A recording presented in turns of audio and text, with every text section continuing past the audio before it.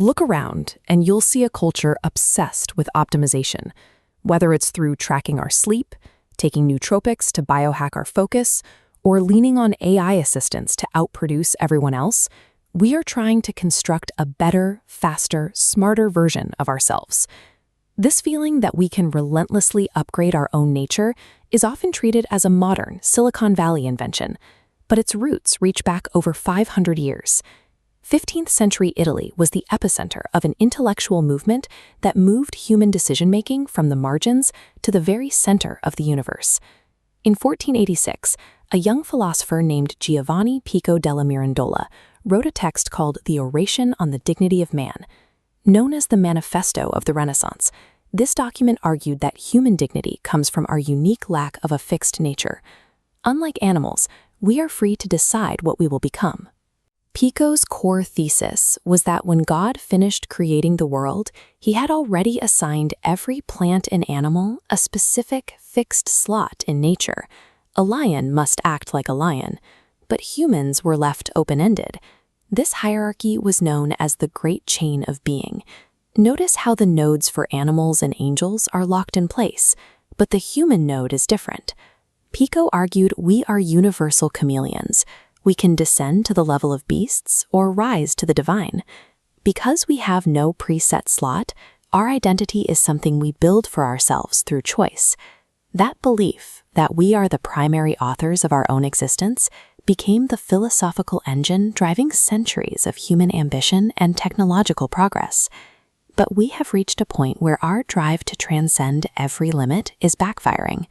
In the age of AI, we are beginning to engineer the very essence of the human soul out of the equation. In the digital age, Pico's idea of limitless freedom has met the logic of the machine. When we believe we can be anything, we often choose to become the most efficient thing possible, treating our lives like a set of processes to be managed.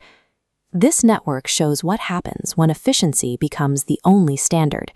Human worth is measured by data output. The center node grows by extracting resources from its surroundings. People stop being companions and start being tools, becoming commodities used for our personal perfection. This focus on self-optimization creates a paradox. If we view our growth as a solo project of self-creation, we lose the very thing that makes us human, our dependence on others. Unchecked self-optimization isolates us. It destroys dignity, because it treats our connections to other people as irrelevant distractions, rather than the foundation of our identity. To find a balance, we have to look to the Roman statesman Cicero. In his work De Officiis, Cicero described the societas homomen, the human community. He argued that our unique gifts of reason and speech were given to us specifically to bind us together, not to help us escape into isolated self-improvement. This classical idea is at the heart of a recent response to the AI era.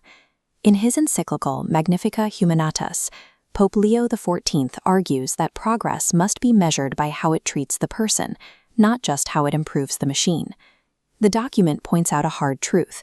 Our physical and mental limits are not errors that need to be deleted by technology.